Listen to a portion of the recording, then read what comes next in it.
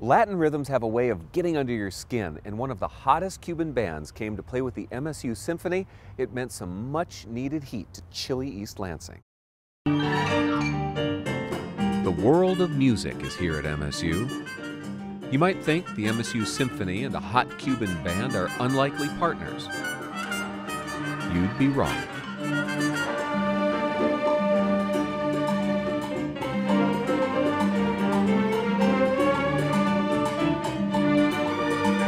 Rumba Sinfónica, it means rumba, the style of dance music from Cuba. Sinfónica is Spanish for symphonic. So in English it translates to symphonic rumba. The term rumba identifies a particular genre of Latin music, but also the word rumba in some countries, like in Venezuela, where I grew up, means party. So you go to a rumba, we have a rumba tonight, instead we have a party tonight.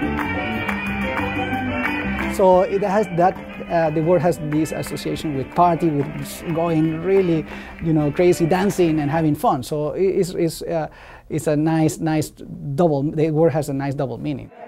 Professor Ricardo Lorenz composed Rumba Sinfónica, a blend of symphony and Latin rhythms. He worked with one of the best Cuban bands, Tiempo Libre. Tiempo Libre is a group of timba, as I mentioned, this hyperactive contemporary salsa music, and they are all Cubans, and this music was born pretty much in Cuba. And they immigrated to the United States, and they got together in Miami, playing music whenever they had free time, so whenever they had Tiempo Libre. And that's how they got this name. They were nominated for a Grammy and have been doing a really nice job with this contemporary style that mixes salsa, reggaeton, rap, mixed several things. And it happens that composer Ricardo Lorenz saw them giving a master class at Indiana University, and he just got this brilliant idea of writing something that will unite Tiempo Libre with a symphony orchestra.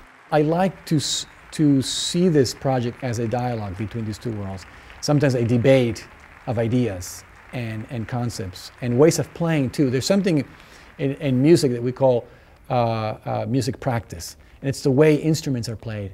It is the way music is conveyed. Classical music is conveyed through music notation, so what we have here in the back, notes and key signatures and so on. Popular music is conveyed orally. Well, these two worlds come together in Rumba Sinfónica, and that you don't get that very often.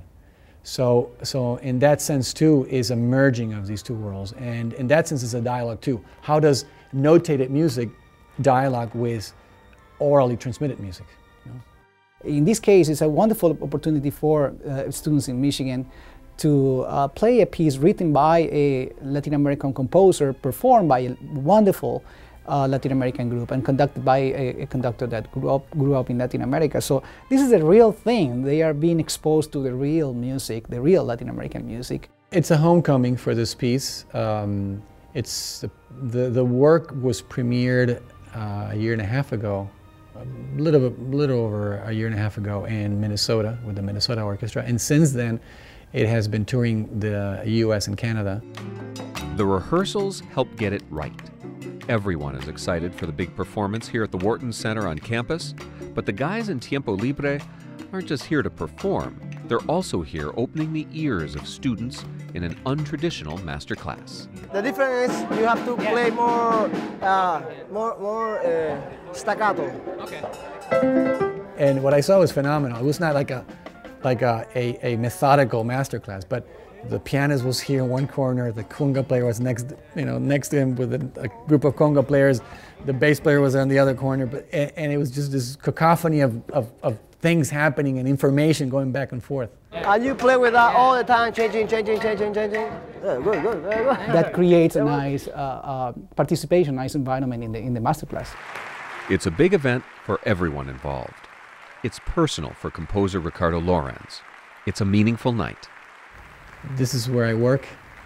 I know all the musicians that perform in the orchestra. They're all students from Michigan State, and is a very unique, not only artistic experience but pedagogical experience for everybody involved. It brings two worlds that very rarely get to meet on stage: the symphony orchestra and a group of Cuban musicians, and phenomenally energetic at doing that. So in that sense, it's a unique project. To me, the symphony orchestra is like the most wonderful instrument. We have all the colors and everything together. You have so many possibilities. So now it's even adding another collection of colors to this music when you add this Cuban group. So it's really a kaleidoscope of sound. So it's really nice. Muévete con mi rumba.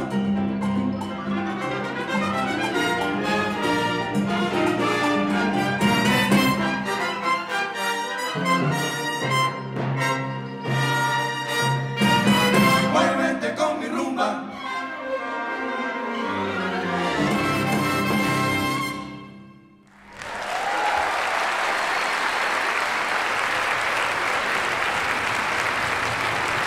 For Lawrence, this applause is sweet indeed. And the performance, really phenomenal. I was really excited because it sounded so good, and it speaks so highly of what we have here at MSU.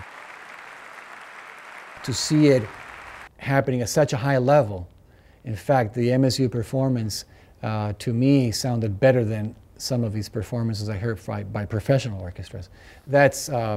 That's a lot to say, and it makes the entire work that I do here so much more significant. this presentation has been brought to you by Michigan State University, America's premier land-grant institution. 150 years of advancing knowledge, transforming lives.